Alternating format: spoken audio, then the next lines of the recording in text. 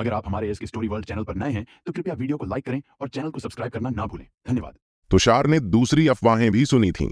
हालांकि वे सीधे तौर पर रहस्यमय मिस्टर अग्रवाल से संबंधित नहीं थीं, लेकिन अब उसे पता चल गया था कि लैम्बोर्गिनी डीलरशिप का मैनेजर मेबेरी ग्रुप में एक जाना माना नाम था।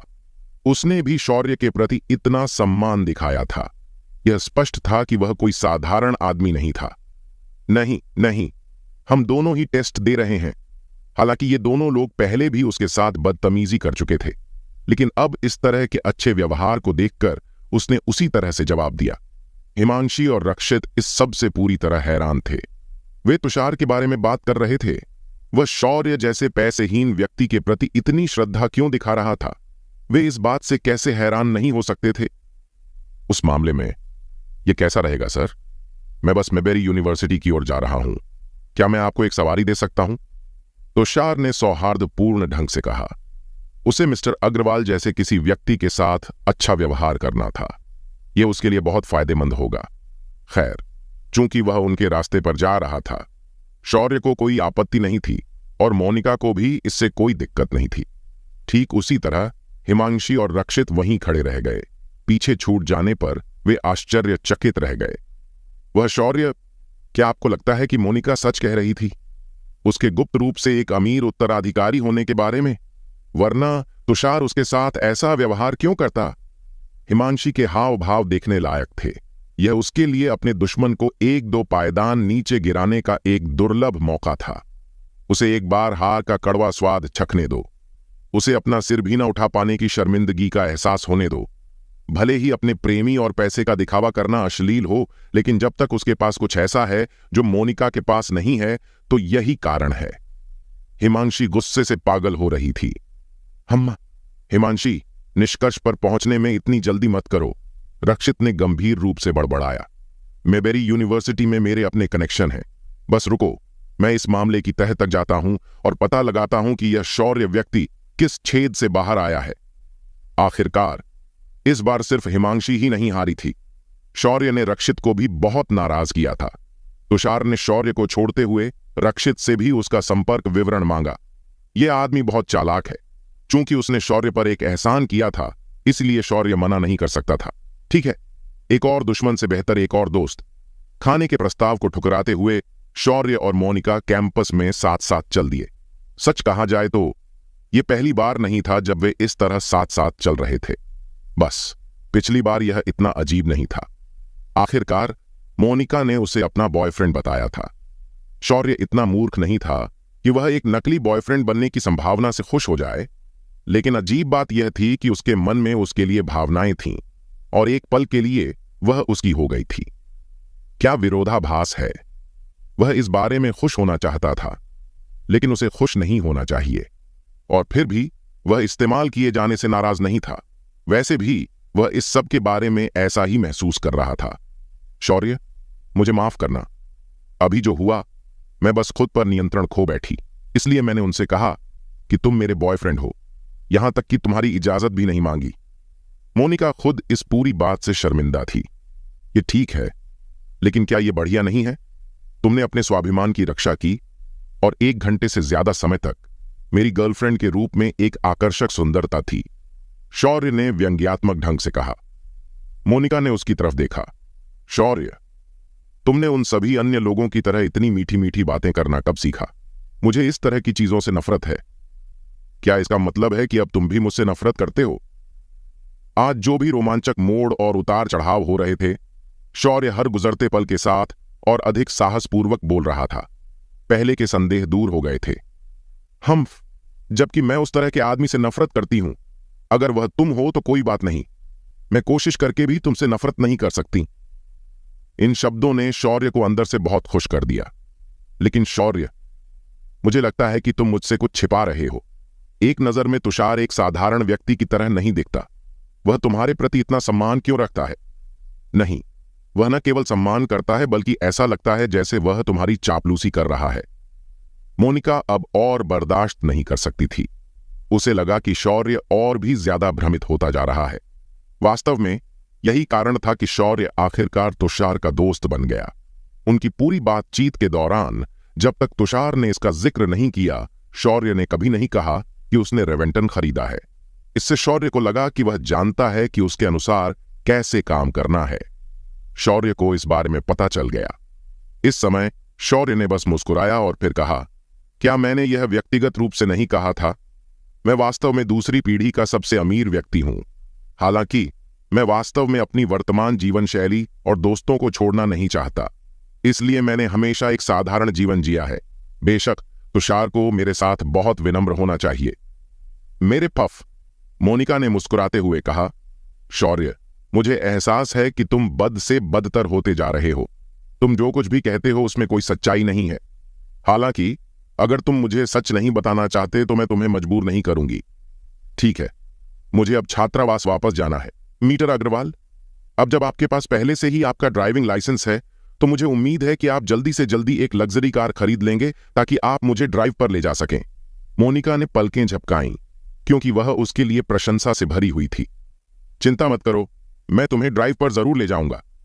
हालांकि वह जानता था कि मोनिका उस पर विश्वास नहीं करती, लेकिन शौर्य ने अपना सिर हिलाया। सच कहूं तो उसे वाकई उम्मीद थी कि अब उसका ड्राइविंग लाइसेंस आ जाएगा। उसके बाद वह मौज मस्ती के लिए गाड़ी चला सकेगा। मोनिका को विदा करने के बाद शौर्य अपने छात्रावास में लौट आया। अरे शौर्य, तुम क्या कर रहे थे? तुम्हारा सेल फोन बंद था और हम तुमसे बिल्कुल भी संपर्क नहीं कर पाए। शौर्य के वापस आते ही विशाल ने शिकायत करना शुरू कर दिया। वे सभी इस समय अपने कपड़े बदलने में बहुत व्यस्त थे। वे सभी ऐसे कपड़े पहन रहे थे जैसे कि वे किसी ब्लाइंड डेट पर जा रहे हों। जब मैं आज सुबह बाहर गया तो मेरे सेल फोन की बैटरी लगभग खत्म हो चुकी थी। मैंने अपने ड्राइविंग टेस्ट के लिए इसे बंद कर दिया। जब मैंने अपने टेक्स्ट मैसेजिंग ऐप का उपयोग करने के लिए इसे चालू किया तो यह थोड़ी देर बाद अपने आप बंद हो गया। शौर्य ने असहाय होकर जवाब दिया और अपना सेल फोन चार्ज करना शुरू कर दिया। विशाल, रोहित, हम कहां जा रहे हैं? अगर हमें तुम्हारा इंतजार न करना पड़ता तो हम पहले ही निकल चुके होते। जल्दी करो शौर्य, अपने कपड़े बदलो, हम नीचे जाकर तुम्हारा इंतजार करेंगे। रोहित ने अपने बालों को ठीक करने के लिए आईने में देखते हुए कहा। क्या है, तुम इतने रहस्यमय क्यों हो? शौर्य को बहुत दिलचस्पी हुई। आज कनिका का जन्मदिन है। उसने कहा कि वह कुछ लड़कियों से हमारा परिचय करवाना चाहती है, जिनमें तुम भी शामिल हो। जल्दी करो, आज वह दिन है जब हमारे भाई अब अविवाहित नहीं रहेंगे। रोहित फूल की तरह बहुत खूबसूरती से मुस्कुरा रहा था। बधाई हो, लेकिन अगर तुम नहीं जाओगे तो हम तुम्हें मार देंगे। शौर्य अपनी बात पूरी भी नहीं कर पाया था कि उसके दोस्तों का समूह अचानक उस पर टूट पड़ा। जाओ जाओ जाओ, मैंने यह नहीं कहा कि मैं नहीं जाऊंगा। शौर्य कड़वाहट से मुस्कुराया। वह थोड़ा आराम करना चाहता था। हालांकि उसके पास विशाल और बाकी लड़कों के साथ उस जगह पर जाने के अलावा कोई विकल्प नहीं था जहां कनिका अपना जन्मदिन मना रही थी। जिस स्थान को चुना गया था वह मर्लिन मैनर नामक जगह थी। खेत शैली। यह एक पिकनिक की तरह लग रहा था, जहां वे सभी एक साथ खा सकते थे, पी सकते थे और दृश्यों का आनंद ले सकते थे। यह खाने के लिए एक बहुत अच्छी जगह थी। हालांकि यह एक बहुत ही साधारण जगह थी। पहाड़ की तलहटी में कई लग्जरी कारें खड़ी थीं।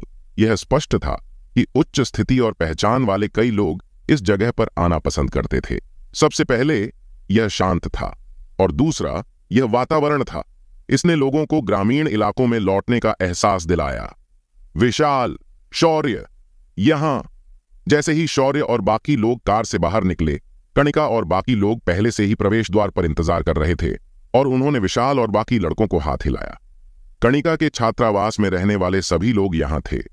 कुछ युवा और सुंदर लड़कियां भी थीं जो कनिका की कक्षा में कुछ छात्राएं होनी चाहिए थीं, जिनका कनिका के साथ बेहतर रिश्ता था। वे सभी शौर्य की दिशा में देख रहे थे।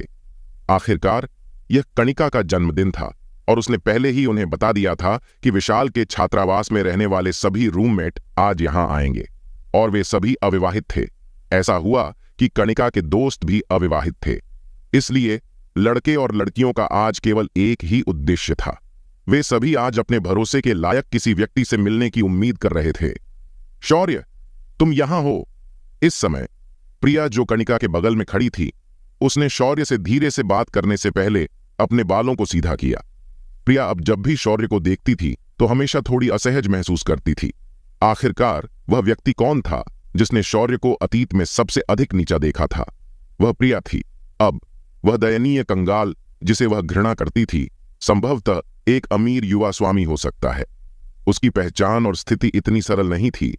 संक्षेप में, शौर्य वास्तव में एक अविश्वसनीय व्यक्ति हो सकता है। प्रिया उसके करीब जाना चाहती थी। अच्छा, आज कणिका का जन्मदिन है, शौर्य ने मुस्कुराते हुए जवाब दिया। वह ऐसा व्यक्ति नहीं था जो किसी से द्वेष रखता हो और न ही उस व्यक्ति से बदला लेना चाहता हो जो उसके साथ शांति बना रहा हो। कणिका और विशाल ने एक दूसरे की ओर देखने से पहले उन दोनों को देखा। ऐसा लग रहा था कि वे जानबूझकर उन्हें मैच मेकिंग करना चाहते थे। इस समय उन्होंने सभी का अभिवादन किया और उन्हें मनोर के कमरे में स्वागत किया। जब वे सीटें आवंटित कर रहे थे तो विशाल और कणिका ने पहले से ही इस पर चर्चा की थी। उन्होंने जानबूझकर प्रिया और शौर्य को एक साथ बैठने की व्यवस्था की। रोहित और अन्य लोगों के लिए उन्हें भी संचार की सुविधा के लिए लड़कियों के एक समूह के बगल में बैठाया गया था। वैसे मैं जैकलिन को आसपास क्यों नहीं देख रहा हूं? रोहित ने इधर उधर देखा। तभी उसे एहसास हुआ कि जैकलिन आसपास नहीं थी। इसलिए उसने तुरंत इस बारे में पूछा। जैकलिन अपने बॉयफ्रेंड के साथ खेलने के लिए बाहर गई थी। हर बार जब वह उसके साथ बाहर जाती है तो वह एक दिन और रात के लिए होती है। काश उसने हमसे कहा कि हमें उसका इंतजार करने की जरूरत नहीं है, वह बाद में आएगी, और उसने कहा कि वह हमें तब एक बड़ा सरप्राइज देगी। कणिका मुस्कुराई। उसने जानबूझकर इस तथ्य का उल्लेख किया था कि जैस्लीन का एक प्रेमी है। ऐसा इसलिए था क्योंकि विशाल ने पहले ही कणिका को बता दिया था कि रोहित के मन में जैस्लीन के लिए भावनाएं हैं। लेकिन हम यह कैसे कहें? जैस्लीन थोड़ी ज्यादा शक्तिशाली लगती है। इसके अलावा जैस्लीन का पहले से ही एक प्रेमी है। कणिका को लगा कि रोहित को इस मामले के बारे में पहले ही बता देना बेहतर होगा। रोहित ने एक धीमी आवाज में रोना शुरू कर दिया। माहौल थोड़ा अजीब था। प्रिया ने मुस्कुराते हुए कहा, कुणाल के साथ मिलने के बाद जैस्लीन और भी रहस्यमयी हो गई। वह कल हमें बताती रही कि वह हमें एक बड़ा सरप्राइज देने वाली है, लेकिन वह अभी भी हमें सस्पेंस में रख रही है। बोलने के बाद उसने शौर्य की ओर देखा जिसने कुछ भी नहीं कहा था। वैसे शौर्य, क्या तुम्हें पता है कि जैस्लीन ने तुम्हारी क्लास के कुणाल के साथ रिश्ता बना लिया है? हाँ, मुझे पता है। बेशक शौर्य जानता था। उस दिन उसका उससे लगभग झगड़ा हो गया था। कुणाल को अपना दुश्मन माना जा सकता था। हालांकि शौर्य उससे निपटना नहीं चाहता था क्योंकि उस दिन वहां बहुत सारे लोग थे। इस बारे में सोचने के बाद शौर्य को लगा कि उसे कुणाल को एक कठोर सबक सिखाना चाहिए, अन्यथा वह एक मक्खी की तरह होगा जो लगातार उसके चारों ओर भिनभिना रही है, उसे परेशान करके मौत के घाट उतार रही है। उसे बस उस पर पैर रखना था। बहुत जल्द सारा खाना और शराब परोस दिया गया। प्रिया असाधारण रूप से कोमल और मनमौजी थी। वह शौर्य के लिए खाना लेती रही और उसने विशेष रूप से वे सभी व्यंजन चुने जो शौर्य को पसंद थे। सच कहूं तो शौर्य थोड़ा भावुक हो गया था। उसे पहले से ही लंबे समय से तिरस्कृत किया जा रहा था।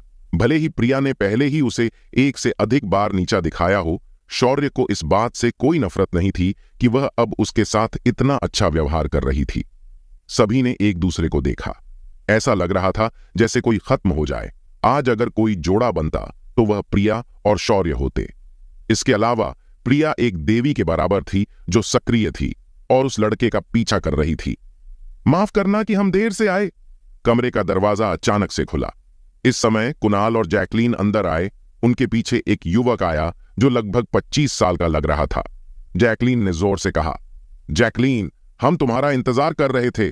तुम अभी यहां क्यों आए हो? कुणाल, कृपया तुम भी बैठ जाओ। ये कौन है? कणिका ने उनके पीछे खड़े खूबसूरत युवक की ओर देखा। ओ, ये कुणाल का चचेरा भाई कपिल है। उसका परिवार कुछ काम कर रहा है।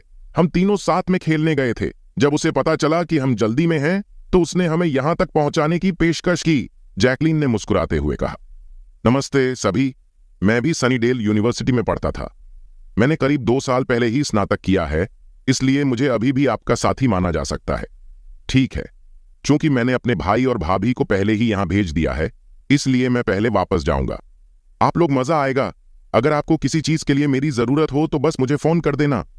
कपिल मुस्कुराया और फिर उसने अपने हाथ में पकड़ी हुई मासेराटी कार की चाबी हिलाई। चूंकि आप जैसलीन के चचेरे भाई हैं, वैसे भी यहां एक अतिरिक्त सीट है। कणिका ने विनम्रता से कहा, ऐसा इसलिए था क्योंकि अगर वे उसे सीधे जाने के लिए कहते तो यह जैसलीन के लिए भी अच्छा नहीं लगता। आखिरकार वे एक ही छात्रावास में रह रहे थे। वैसे भी यह सिर्फ एक अतिरिक्त सीट थी। तो क्या मैं दखलंदाजी नहीं कर रहा हूं? कोई बात नहीं चचेरे भाई, बस बैठ जाओ। आखिरकार अगर तुम यहां नहीं हो तो मैं आज बड़े आश्चर्य की घोषणा करने के लिए खुद को नहीं ला सकता। जैकलिन मुस्कुराई और उसकी आंखें अचानक ठंडी हो गईं जब उसने शौर्य की ओर देखा जो उनके साथ कमरे में था। उसके चेहरे पर एक आत्मसंतुष्ट और अभिमानी भाव था। जैकलिन, यह बड़ा आश्चर्य क्या है? तुम हमें इतने लंबे समय से सस्पेंस में रख रही हो। जल्दी करो और हमें बताओ। हाँ, यह किस बारे में है? उसके सभी रूममेट पहले से ही अधीर थे। जब शौर्य ने देखा कि जैकलिन की नजर उस पर टिकी हुई है तो उसे अचानक कुछ समझ में आ गया। अरे वाह, क्या तथाकथित बड़ा आश्चर्य सीधे उससे संबंधित था। बेशक, मैं अब सभी को इसके बारे में बताने जा रहा हूं। कुणाल ने शौर्य को ठंडी नजर से देखा तो जैकलिन विजयी भाव से मुस्कुराई। मैं तुमसे शुरू करूंगा। जैकलिन सीधे शौर्य के पास गई और उसके चेहरे पर एक थप्पड़ जड़ दिया। वह दंग रह गया। यह महिला वाकई सबक सीखने के लिए तड़प रही थी। शौर्य खड़ा हो गया और उसने जैकलिन को घूरा। धिक्कार है, क्या उसने बिना किसी स्पष्टीकरण के उसे थप्पड़ मारा? देखो, स्वीट बेबी, दयनीय बेवकूफ, बदमाश, तुम्हें क्या लगता है कि तुम क्या देख रहे हो? जैकलिन ने अपनी छाती के सामने अपनी बाहें क्रॉस कीं और वह इस समय बहुत गर्वित और अभिमानी लग रही थी। शौर्य, तुम बहुत बढ़िया हो, है ना? तुम शौर्य, हम सभी को अपने सामने शर्मिंदा कर देते थे, है ना? मैं जैकलिन सोचती थी कि तुम शौर्य वाकई बहुत बढ़िया हो। मैंने तुम्हारी हर तरह से चापलूसी भी की, लेकिन अंत में तुम मेरे प्रति उदासीन हो गए। तुमने मुझे नीचा देखा, है ना? हा हा हा। इस कारण से जैकलिन कुछ समय के लिए उदास हो गई थी। कुछ समय पहले ही जैकलिन ने शौर्य के प्राणघातक दुश्मन कुणाल के साथ संबंध बनाने का फैसला किया था ताकि शौर्य को परेशान और गुस्सा दिला सके। अभी परसों ही उसे पता चला कि शौर्य बिल्कुल भी युवा अमीर दूसरी पीढ़ी के मिस्टर अग्रवाल नहीं थे। वह सिर्फ एक शुगर बेबी थे। एक शुगर बेबी। कुणाल ने उस समय स्थिति के बारे में अभिनव और कीर्ति से भी सलाह ली थी। उन्होंने पाया कि शौर्य न केवल जेन का शुगर बेबी था जो वेफेयर माउंटेन एंटरटेनमेंट में रिसेप्शनिस्ट के रूप में काम कर रही थी, बल्कि वह एक और युवती का शुगर बेबी भी था। आजकल बहुत सारे सुंदर युवक थे जो बहुत दिखावटी थे और ऐसा अभिनय करना चाहते थे जैसे कि वे वास्तव में अमीर हैं। इसलिए यह आश्चर्य की बात नहीं थी कि कई अमीर महिलाएं शौर्य जैसे सुंदर और ईमानदार युवक में रुचि रखती थीं।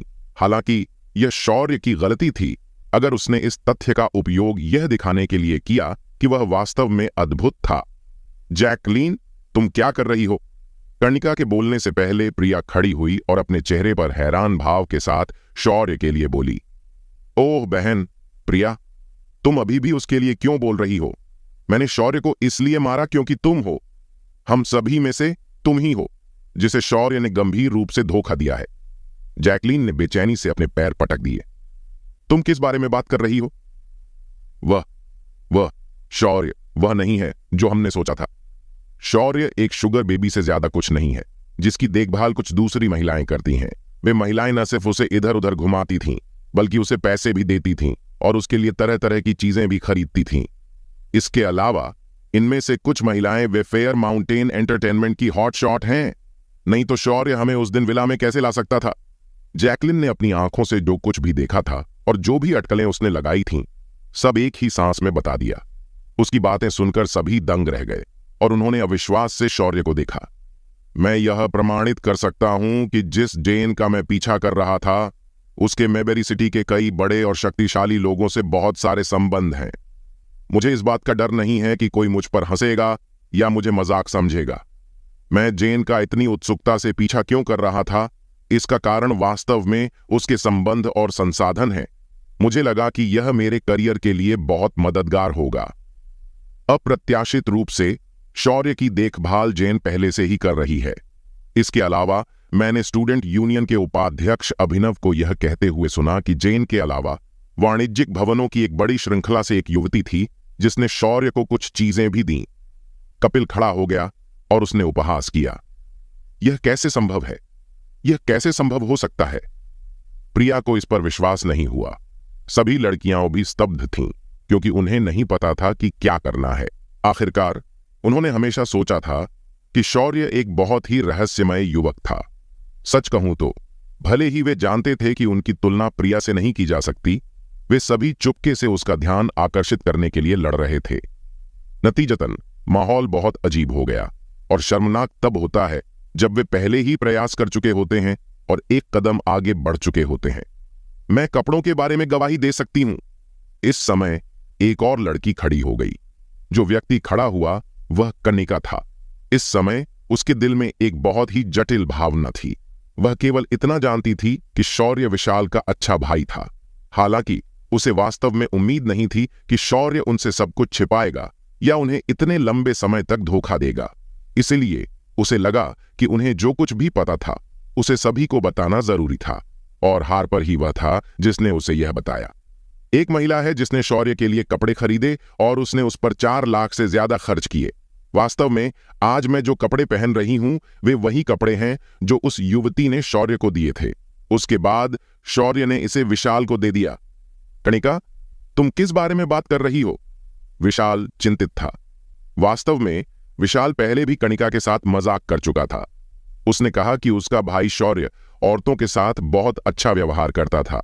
वह बिना पलक झपकाए उनसे अपनी जरूरत की कोई भी चीज खरीदवा सकता था। उसने यह भी बताया कि शौर्य को वह महिला रख सकती थी। हार्पर ने मजाक में कहा कि वह भी एक महिला द्वारा रखा जाना चाहता था। उस समय विशाल ने कहा कि अगर कोई लड़की उसके साथ इतना अच्छा व्यवहार करने की हिम्मत करती है तो वह उसे नपुंसक बना देगी। विशाल ने गुस्से में उसे डांटा। यह सब एक मजाक था जिसे उस समय दोनों में से किसी ने भी गंभीरता से नहीं लिया। हालांकि अतीत में इन बातों और जैकलिन ने अपनी आंखों से जो कुछ भी देखा था उसके साथ मिलकर कनिका वास्तव में इस पर विश्वास करने लगी थी। शौर्य को एक महिला रख रही थी। विशाल को डर था कि शौर्य हर किसी का निशाना बनता रहेगा, इसलिए उसने जल्दी से कनिका को रोका और उससे कहा कि वह और कुछ न बोले। बकवास। अरे प्रिया, क्या तुम्हें लगता है कि मैं अब तुमसे झूठ नहीं बोल रहा हूं? यह सैकड़ों हजार डॉलर है, इस तथ्य का जिक्र किए बिना कि शौर्य ने अपने शॉपिंग कार्ड का इस्तेमाल करके एक बैग खरीदा जिसकी कीमत 20 लाख है। मुझे आश्चर्य है कि वह कौन सी महिला थी जिसने उसे यह दिया। शौर्य इतने सारे पैसे के साथ क्या कर रहा था? वह तुम्हारे पीछे जाने की कोशिश कर रहा था प्रिया। वह चाहता था कि देवी प्रिया उसका पीछा करे, और वह चाहता था कि तुम आखिरकार खुद को स्वेच्छा से उसे दे दो। जैस्लिन ने ठंडे स्वर में उत्तर दिया। अगर उसने जेन को उसके प्रति इतना दयालु और उसके प्रति इतना सुरक्षात्मक और देखभाल करने वाला नहीं देखा होता तो जैस्लिन कभी विश्वास नहीं करती कि शौर्य को एक महिला ने रखा हुआ है। लेकिन अब उसे पूरी तरह से विश्वास हो गया। शौर्य बहुत ज्यादा साजिश कर रहा था। क्या? प्रिया का चेहरा पीला पड़ गया, क्योंकि जब उसने ये शब्द सुने तो वह पूरी तरह से चौंक गई थी। दूसरी लड़कियां भी सदमे में थीं। हे भगवान, पता चला है कि शौर्य गुप्त रूप से कई अन्य लड़कियों के संपर्क में है। मैं वाकई इस पर यकीन नहीं कर सकती। मैंने हमेशा सोचा है कि वह बहुत ईमानदार और शांत स्वभाव का व्यक्ति था। हाँ, लेकिन इतना मूर्ख होने के लिए यह हमारी अपनी गलती है। अगर शौर्य वाकई दूसरी पीढ़ी का अमीर होता तो क्या वह अभी भी इस दयनीय स्थिति में होता? क्या वह अपनी पसंद की लड़कियां नहीं पा सकता था? हाँ, अगर वह शुगर बेबी होता तो सब समझ में आता। यह वह तरीका है जिसका इस्तेमाल शौर्य शुगर बेबी बनने के लिए करता है जिसे दूसरे लोग रखते हैं। वह लोगों को यह सोचने पर मजबूर करता है कि वह बहुत मासूम और दयनीय है। असल में उसका दिल बहुत गंदा है। वह एक बदमाश के अलावा कुछ नहीं है। समूह की सभी लड़कियां एक पल में शौर्य को अलग नजर से देखने लगीं। हा। शौर्य अंदर ही अंदर केवल फूट फूट कर हंस सकता था। वह हैरान था। वह 2 मुख्य बिंदुओं पर वाकई हैरान था। सबसे पहले उसे वास्तव में उम्मीद नहीं थी कि जैकलिन, प्रिया और दूसरी लड़कियां हमेशा उसकी पहचान को लेकर इतनी चिंतित रहती थीं। इसके अलावा जैकलिन हर जगह उसकी पृष्ठभूमि की जांच कर रही थी। ऐसा लग रहा था कि उनके लिए यह स्वीकार करना वाकई मुश्किल था कि एक व्यक्ति जिसे वे लगातार तिरस्कृत और नीची नजर से देखते थे वह वास्तव में रातों रात एक अमीर व्यक्ति बन जाएगा। दूसरी बात जिसने शौर्य को वास्तव में आश्चर्यचकित किया वह थी जैकलिन की तर्क और अनुमान लगाने की क्षमता। जैकलिन की अटकलों के कारण कुछ बहुत ही सरल चीजें बहुत जटिल मामला बन गईं। शौर्य खुद को समझाना चाहता था। जैन केवल मनोर के लिए काम करने वाली एक कर्मचारी सदस्य थी और सिया उसके अधीनस्थों में से एक की बेटी थी। जहां तक उन खरीदों का सवाल है जो उसने इस पैसे का उपयोग करके की थीं, यूनिवर्सल शॉपर्स कार्ड जो उसे उसकी अपनी बहन ने दिया था। हालांकि शौर्य जानता था कि भले ही वह खुद को समझाने की कोशिश करे, लेकिन जैकलिन कभी भी उस पर विश्वास नहीं करेगी। इसके अलावा वह उसका अपमान करना जारी रखेगी और उस समय वह उसकी बहन का भी अपमान करेगी। अगर कोई उसकी बहन का अपमान करने की हिम्मत करता है तो शौर्य निश्चित रूप से इसे सहन नहीं कर पाएगा। आज उसके अच्छे भाई विशाल की प्रेमिका का जन्मदिन का भोज भी था। वह जो चाहे कह या कर नहीं सकता था, इसलिए शौर्य अंदर से बहुत उलझा हुआ और जटिल महसूस कर रहा था। इसके बारे में सोचने के बाद शौर्य ने फिलहाल इसे भूल जाने का फैसला किया। उसे कल अपना ड्राइविंग लाइसेंस मिल जाएगा, तब तक सब कुछ हल हो जाएगा। ऐसा इसलिए था क्योंकि शौर्य ने फैसला किया था कि अब टकराव का समय आ गया है।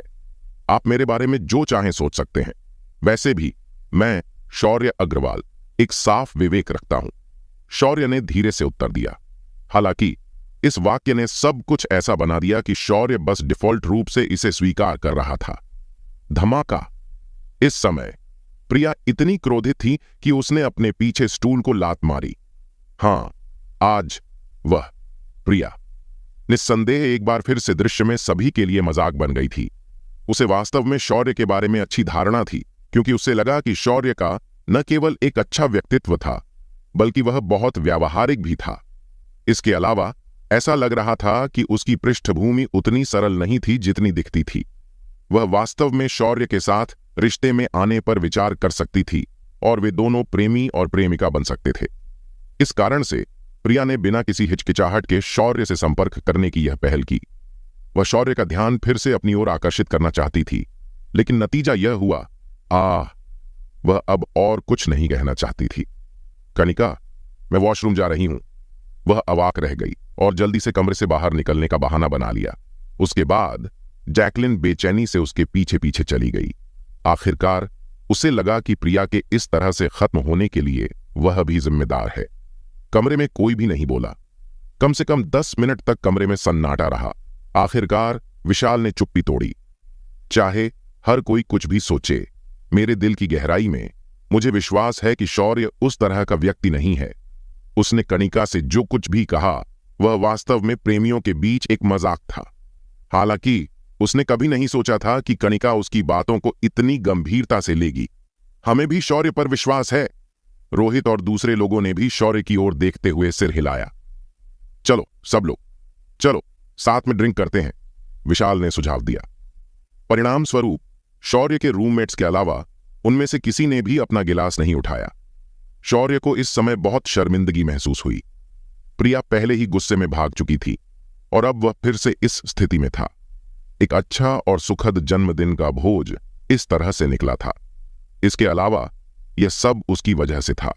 अगर वह यहां रुकता तो उसे डर था कि वह विशाल और कनिका के लिए और भी शर्मिंदगी का कारण बनेगा। अगर उसे पता होता कि ऐसा होगा तो वह बिल्कुल भी नहीं आता। शौर्य यह कहने ही वाला था कि वह भी जा रहा है। इस समय कमरे का दरवाजा अचानक से खुला। यह जैकलिन थी जो जल्दी से कमरे में भाग रही थी और वह अपने चेहरे को अपने हाथ से ढक रही थी। कुणाल, मुझे चोट लगी है। वे अब प्रिया को अपने साथ घसीट रहे हैं। वे प्रिया को उनके साथ जाने और उनके साथ शराब पीने के लिए मजबूर करना चाहते हैं। क्या?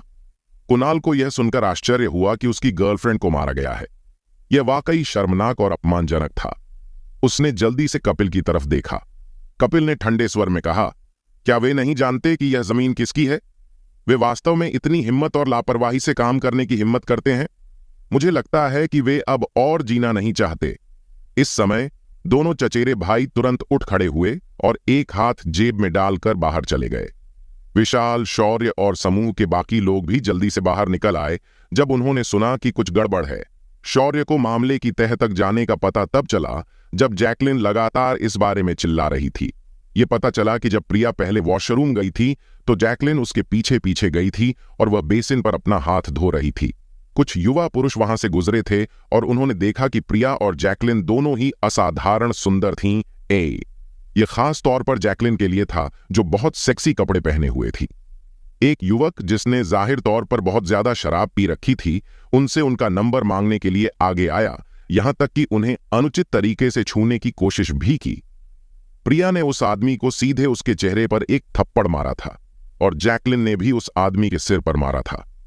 उसके बाद उस आदमी ने जैकलिन को थप्पड़ मारा था और जैकलिन उसे मारने के बाद जल्दी से भाग गई थी। युवक ने अपने कुछ दोस्तों को बुलाया ताकि वे प्रिया का रास्ता रोक सकें। वे प्रिया को उनके साथ शराब पीने के लिए मजबूर करते रहे। जैकलिन चिल्लाती रही और वापस कमरे में भागती रही। उसके बाद शौर्य और बाकी लोग तुरंत वहां पहुंच गए। इस समय दोनों पक्ष पहले ही एक दूसरे से भिड़ चुके थे। वहां 4 आदमी थे जो प्रिया को घसीटकर अपने साथ शराब पीने के लिए मजबूर कर रहे थे। वे सभी काफी युवा थे और वे छात्र लग रहे थे जो उनकी ही उम्र के थे। कपिल अपने सेल फोन पर लगातार फोन करता रहा, मानो वह बैकअप के लिए कॉल कर रहा हो। इस समय जैस्लिन ने चारों छात्रों की ओर इशारा किया और उन्हें कोसना जारी रखा। हालांकि प्रिया को चोट नहीं लगी, लेकिन आज जो कुछ भी हुआ उससे वह बेहद उदास महसूस कर रही थी। आज मैं तुम सभी से निपटने जा रहा हूं। चूंकि तुमने मेरी भाभी को मारने की हिम्मत की है, इसीलिए तुम में से कोई भी आज इस जगह से बिना चोट खाए नहीं जा सकता। फोन करने के बाद कपिल ने घमंड से चिल्लाया। वह इस दृश्य से बहुत परिचित था और वह इस जगह के मालिक को भी अच्छी तरह से जानता था। चारों युवक असाधारण रूप से कपड़े पहने हुए थे और वे सभी इस समय बहुत असंतुष्ट और नाखुश थे। वे वास्तव में देखना चाहते थे कि कपिल उनके साथ क्या करने जा रहा है। फालाला। कुछ ही देर बाद प्रवेश द्वार के सामने कई वैन रुकीं। मनोर में प्रवेश करते ही एक दर्जन से अधिक बज कट वाले पुरुष कार से बाहर निकले। मनोर अचानक लोगों से भर गया। कपिल बहुत प्रभावशाली था। उसने वहां एक दर्जन लोगों को बुलाया था। चारों छात्र सभी डरे हुए थे। उन्होंने कुछ भी नहीं कहा। थप्पड़। जैकलीन ने आगे बढ़कर अपना हाथ उठाया और उन चारों के चेहरे पर थप्पड़ मारे। वे चारों गुस्से में थे, लेकिन उन्होंने कुछ भी कहने की हिम्मत नहीं की। तुम क्या देख रहे हो? तुमने मुझे मारने की हिम्मत की। मैं तुम्हें आज मुझे छूने के लिए सबक सिखाऊंगा। तुमने मुझे मारने की हिम्मत की? अगर तुमने मुझे मारने की हिम्मत की तो बस रुको और देखो कि मैं तुम्हारे साथ कैसे पेश आऊंगी। इन 4 आदमियों का नेता वही था जिसने जैकलिन और प्रिया के साथ छेड़छाड़ करने की कोशिश की थी। उसने आक्रामक तरीके से जवाब दिया और अपने चेहरे पर पीड़ा भरे भाव के साथ हाथ रखा। वह डरा हुआ था, लेकिन वह बहुत गुस्से में भी था। वह शायद ही कभी किसी लड़की को पाने में असफल रहा हो जिसे वह चाहता था। हालांकि उसने वास्तव में इस खूबसूरत लड़की से थप्पड़ खाने की उम्मीद नहीं की थी और फिर इस छोटी सी शैतान से थप्पड़ खाएगा। उसे पहले कभी इस तरह से अपमानित नहीं किया गया था। लानत है, क्या वह अभी भी जवाब देना चाहता है? उन्हें पीटें। कपिल इस समय बहुत घमंडी था। जैसे ही उसने हाथ हिलाया, लोगों की भीड़ दौड़ी और चारों युवकों को घेर लिया। उन्होंने उन्हें पीटना शुरू कर दिया। कुणाल भी उनके पीछे पीछे गया और उसने उन लोगों को 2-4 बार मारा और लात मारी। चारों लोगों की पिटाई तब तक होती रही जब तक कि वे भागने की कोशिश करते हुए अपने सिर को अपने हाथों में थामे नहीं रह गए। अंत में विला के मालिक ने लड़ाई को रोकने के लिए कदम उठाया। उसने उन्हें अलग किया और फिर चारों युवकों को तुरंत चले जाने को कहा।